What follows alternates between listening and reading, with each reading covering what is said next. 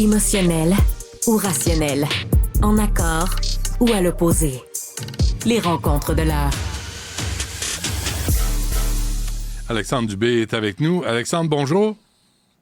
Salut Benoît. Yes, le son fonctionne, je suis content.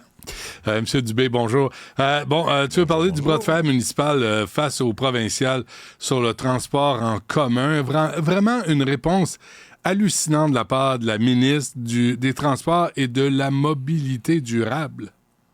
Oui, et retenons cette portion-là du nouveau titre. Hein? Ouais. Parce qu'avant, ça s'appelait le ministère des Transports. Là. Ils ont rallongé ça, mais c'est parce que c'est pas juste sur les formulaires. Là.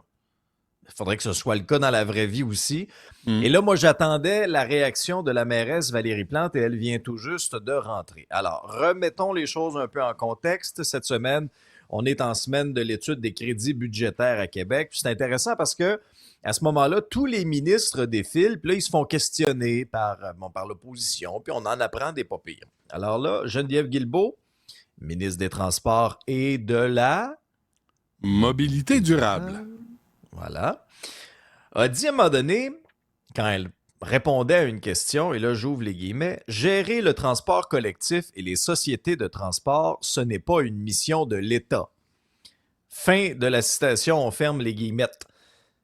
Mais ça, c'est sûr que ça faisait suite à ces pressions, notamment là. Mais ça veut dire quoi, Alex? Donne ça au privé? Non. Moi, la façon que je l'ai interprété, vous écoutez, là, les villes, arrangez-vous avec votre budget, là. Puis c'est pas moi qui va venir éponger la dette à chaque fois. Parce que quand on parle de manque à gagner, là, j'ai les chiffres devant moi en ce moment, quand on regarde, disons, pour Montréal. En 2025, pour le Grand Montréal, le manque à gagner des sociétés de transport, on est à 561 millions de dollars. Et le gouvernement du Québec, la contribution est limitée à 147 millions. C'est le directeur général donc, de la communauté métropolitaine de Montréal qui a donné ces chiffres-là. Et là, moi, j'avais hâte de voir la réaction de la mairesse Plante. Elle l'a fait avec délicatesse, mais quand même, là. Okay. C'est venu lors du conseil d'administration de la communauté métropolitaine de Montréal. Elle est la présidente de tout ça. Elle dit, le transport collectif, oui, c'est une mission de l'État québécois pour des raisons évidentes. Et elle invite la ministre Geneviève Guilbeault à venir prendre le métro le matin. Elle dit, venez prendre le métro le matin. Venez prendre l'autobus aussi. Venez prendre l'autobus aussi, là. Allez-y le soir, plutôt. Délais. Non, allez-y le soir. Allez-y le soir vers 10h30. Allez à Lionel-Groulx. Ça, c'est pour les enjeux de sécurité. Ouais, mais ça, c'est un autre... Ça, c'est tout aussi important, puis tu fais bien de le rappeler, là, parce que oui, il y a l'aspect budgétaire de tout ça, c'est-à-dire que nos transports en commun sont dans le rouge, puis on manque de vision aussi à long terme. En fait, c'est plus ou moins vrai, ce que je dis. La vision, on a, mais on concrétise pas les projets qu'on met sur papier.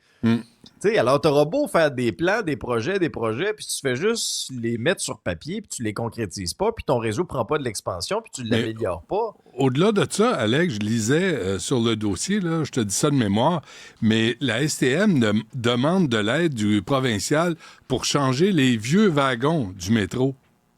Ça fait des années, là. Écoute, ils commencent à avoir 40, 50 ans, ces wagons-là. Là. Ils sont presque aussi vieux que moi.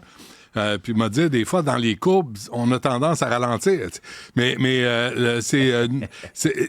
n'y a aucun accusé de réception de la part du gouvernement provincial là-dessus. Ça relève de qui, là? Ça va coûter 20$ prendre le métro bientôt?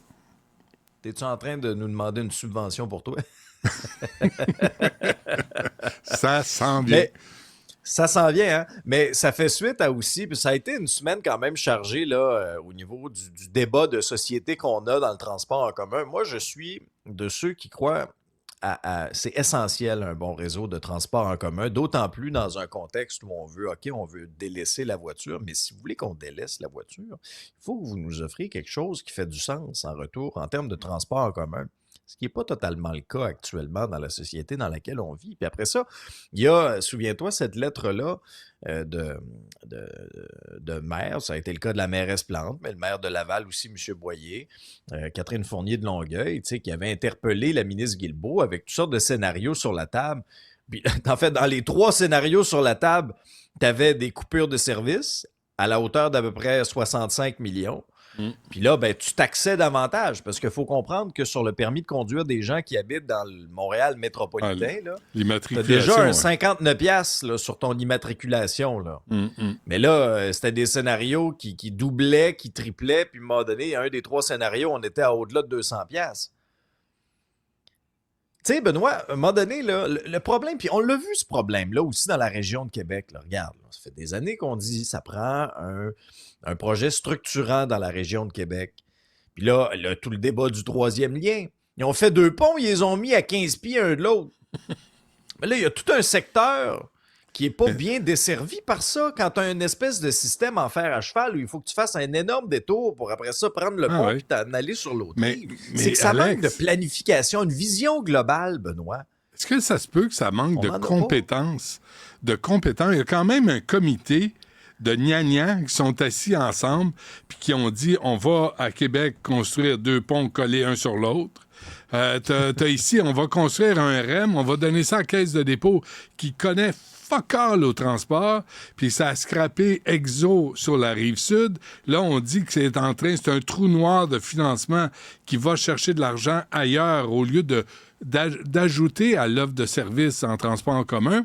Bien là, on pompe des services ailleurs pour fournir le REM qui marche quand ça lui tente, puis quand il veut bien. Ben, ça, c'est clair, Benoît, que c'est un enjeu. Là. C'est clair que c'est un enjeu. Puis tu as vu sur le REM, hein, là, à un moment donné, on va avoir du retard là, dans d'autres portions qui auraient dû, d'ici la fin de l'année, là, on pèle ça par en avant, ça va être 2025. Puis pour le REM, voilà, je cherchais les données autour de moi. C'était dans la presse, là. On avait ça disait, le REM cannibalise les revenus du transport collectif. Ben oui. Selon les calculs de la Ville de Montréal, le REM accaparera plus de 10% des revenus de transport en 2027. Fait que, tu sais, mais c'est ça le problème. Mais tu vois, c'est pas harmonisé. Là, il y a un bout, là, c'est le REM. Après ça, mais en plus, le REM... Là, le métro, il faudrait qu'il prenne de l'expansion. Mais que ça a l'air compliqué. Puis après ça, tu as connecté les rives. Ben oui. Il n'y a pas de projet global. C'est comme petit bout par petit bout par petit bout qu'on ramanche. Oui. Imaginez, votre maison, là, l'entretenir comme ça. Mais la Rive-Sud, là, tout ce que Exo avait fait comme bon système de transport, il était bien. Bon, je l'avais utilisé, ça allait bien. Maintenant, il amène tout le monde au REM à Panama, et là, ben, les gens attendent, ils se mettent en ligne, puis ils sont obligés de passer par là. Puis c'est comme ce que je te disais l'autre fois, c'est pas grave, ils ont 45 minutes à perdre aller, puis ils ont 45 minutes à perdre retour. Et quand tu arrives par la 30 là, de l'Ouest, là, pour aller au REM, là, il y a une courbe, c'est une voie, et je vais dire, c'est un bouchon à toutes les heures. C'est un bouchon. T'arrives, là, ça va au ralenti, parce que le feu n'est pas coordonné. L'enfer. Mais bref, c'est comme ça. Société, honnêtement, ça fait dur, là. Ça manque cruellement de vision. Puis regarde les problèmes qu'on a. Le pont de l'île aux Tourtes, là, c'est l'enfer. Je lisais, puis j'entendais toutes sortes de témoignages encore, là. Un trajet de 15 minutes, les gens perdent 1 heure, 1 heure et quart, 1 heure et demie. Pas grave. Ça fait aucun sens. Ben non, mais c'est ça. Mais cette culture-là du c'est pas grave, là. Ben c'est ça, pas grave. Ça va faire, là. Ben non, ça continue. C'est le ministère des Transports, ministère de jambon. Ça fait longtemps que je le dis, là. Puis ils sont... Le pont de l'île. Ben oui, ils sont redevables de... Le pont de l'île d'Orléans. Ben oui, 2,7 milliards. C'est super. 7 milliards. Puis là, on se dit, voyons, un pont. Puis moi, en même temps, c'est correct. Là, nous, on regarde ça de Montréal, puis on voit les chiffres. Bon, puis là, il y avait le sondage léger qui disait, devrais-tu mettre ça un payage, pas de payage, mais 2,7 mais milliards. Je comprends qu'il y a des particularités techniques. Oublie pas une affaire, par exemple. Là. Parce que là, pour en reconstruire un nouveau, là, tout l'équipement, il va falloir que ça vienne par bateau. Ça ne peut pas venir sur l'autre par rapport aux restrictions de poids. Je comprends que c'est un chantier complexe, mais à un moment donné, ça fait combien d'années qu'on dit que ce pont-là est désuet et est en mauvais état? Puis là, on se réveille. Puis là, on le fait, 2,7 milliards. Puis là, on est comme surpris. C'est là que je te dis, je trouve que ça manque de vision à long terme. Vision, là, tu te dis, OK, là, dans 20 ans, dans 30 ans, là, Le Ça va ressembler transport à au quoi? Québec, ça va ressembler à quoi? Ouais. Là, on gère à la petite semaine, puis là, ben là, le pont est en train de tomber. Écoute. OK, regarde, on va faire ça. Puis on va écœurer les automobilistes sur le pont de l'île aux Tourtes. Ouais. Pas grave. Puis, tu sais, Ça vaut, ça Alex, marche pas, là. ça vaut combien aujourd'hui 100 millions de dollars? Parce qu'on dirait qu'on peut rien faire avec 100 millions. 100 millions, calvaire. Tu sais, là, on est rendu avec des milliards parce qu'il y a une surenchère. On ne sait plus combien les affaires coûtent. Tu sais, on va finir avec ton dernier sujet. Là. La file pour le 4,5 à 1650, la norme, c'est 2200. Et ça, il faut que tu fasses combien par mois pour être capable de payer ça? Pour un 4,5, là. Benoît, pour un appart. Moi, j'ai fait le saut, là. C'était à la une du journal. Puis là, je voyais les photos de gens là, qui faisaient la file. Il y était des dizaines dehors. Je vous mets en contexte. Plateau Mont-Royal, une annonce sur Henri Julien. 4,5, pas chauffé, pas éclairé, là. 1650 $ par mois. Puis là, tu regardes les photos, puis c'est pas pour manquer de respect à rien. Je veux dire, c'est propre, c'est correct. C'est correct. C'est pas, là, le penthouse, là. C'est pas la suite de la Reine Victoria, là. Mais 800, c'est pas assez pour ça? Ben, la valeur de l'argent, là, ça a complètement dérapé. Ça a complètement dérapé. Un club sandwich à 21 piastres. Chris, c'est toujours bien juste 3 tranches de pain, un peu de laitue, un peu de poulet, puis du bacon, puis une tranche de tomate. C'est 21 piastres. Moi, ce que j'ai vu, attends, je vais aller le faire chez nous. Pour moi, t'as des pépites d'or dans ta mayonnaise de ton club sandwich. mais 1650 piastres par mois, là, c'est une aubaine dans les circonstances. C'est pour ça que les gens faisaient la file. Puis après ça, je regardais dans l'article de Louis-Philippe Messier, notre collègue du journal. Check bien. Le prix moyen d'un 3,5 sur le plateau, 1700 $. Ben oui. Un 4,5, 2200 $. Je paye même pas ça pour mon hypothèque. Un 5,5, 2750. Mais qui peut se payer ça? C'est terriblement cher. Question quiz avant qu'on se quitte, Alex. Restons sur le plateau. Moi, je l'aime. J'aime le quartier du plateau de Mont-Royal. J'ai habité là, j'aime ça. Oui, j'ai toujours aimé ce quartier-là. Je trouvais qu'il était vivant. Culturellement, c'est nécessaire à Montréal d'avoir un quartier comme le plateau Mont-Royal. Puis je sais que tout le monde vomit dessus. Moi, je l'aime, ce quartier-là. Il a été mal géré par Ferrandez. Il est devenu n'importe quoi. Mais c'est un beau quartier. Il y a combien de Airbnb dans le quartier du plateau Mont-Royal? Il y a combien de Airbnb qui empêchent les gens de se loger à l'année? Ça, c'est une très bonne question. Puis ta question, on peut l'amener aussi dans d'autres arrondissements. On peut l'amener dans Ville-Marie, on peut l'amener dans le Vieux-Montréal, on peut l'amener, tu sais. Certain. Automatiquement, là, quand tu prends un appartement qui aurait dû être loué, abriter une famille, une personne. Puis là, après ça, tu le retires du marché. Puis là, tu fais la palette, là. Tu sais, tu loues ça, là. C'est écœurant. C'est scandaleux. Payant, là. Ouais. Mais c'est sûr que dans un contexte de crise du logement, là, tu viens pas rajouter une unité sur le marché, tu en retires une. C'est ça. Et tu viens de faire enfler. Tu crées une enflure aussi des prix à payer. Ça, c'est sûr. Puis on peut pas juste lancer la faute aux villes en disant « Ah, c'est long, des permis pour construire. » Ça, c'est une chose, mais c'est un tout, là. C'est un problème compliqué, mais additionne toutes les facettes de ce problème-là. Ouais. C'est sûr. Puis pour Airbnb, oublie pas une affaire.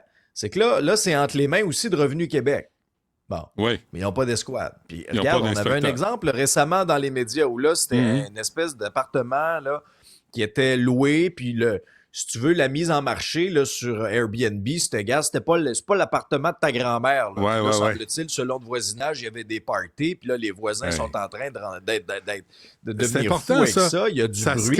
Ça scrape le voisinage. Ça scrape la qualité de vie des voisins. Mais là, on dit rien là-dessus. Je pense qu'il est temps de... Sais-tu quoi? Carrément abolir les Airbnb. Puis si tu veux venir à Montréal, va à l'hôtel. Va à l'hôtel, va au motel, va chez un ami. Mais là, les Airbnb, c'est un marché qui est en train de tuer la location de logement puis qui a fait enfler les prix. Il va falloir agir. Ça va être difficile de l'abolir complètement, mais... souvent, les arrondissements, dans 2 ans, je me présente. On est main liés. Oh, ça, je t'enregistre quand tu dis ça. Ah non, je suis tanné. Là. À la mairie de Montréal? Non, pas à la mairie de Montréal. C'est à Québec. C'est à Québec qu'il faut que ça se règle. Mais la Tu vas CAQ te présenter à Québec. La CAQ a tellement la tête dans son nombril, pour pas dire dans un autre orifice, c'est aberrant. Ils ne voient pas les problèmes quotidiens des gens, la vraie vie des gens, puis des problèmes à régler. Puis ils sont là, puis ils font des discours, puis ils font des coins-coins, puis ils parlent du Canadien, puis ils posent pour des photos, puis ils répondent des niaiseries. Puis c'est plate, hein, de Geneviève Guilbeault, quand on parle de fermer le tunnel Hippolyte Lafontaine. Mais c'est plate, hein, Chris, on veut entendre plus que c'est plate, on veut entendre ce que tu vas faire. Puis si tu sais pas ce que tu vas faire, décalisse. Trouve-toi un autre job parce que t'es pas compétente. Toi puis toutes les autres. Puis là, on a ça présentement. Il y a une crise du logement. T'entends-tu un ministre dire « Voici ce qu'on va faire pour aider puis pour aider les citoyens. » Fuck off! Ça va être un autre 1er juillet catastrophique. On s'en va direct dans le mur. Mais moi, ce qui m'intéresse, c'est que tu vas te présenter pour qui? C'est pas tombé dans l'oreille d'un sourd, ce que tu m'as dit là. En temps et lieu. Merci, Alex. Là, on se reparle. J'ai enlevé un bouton. Demain, le suivant. Salut. Allez, OK, parfait. Salut.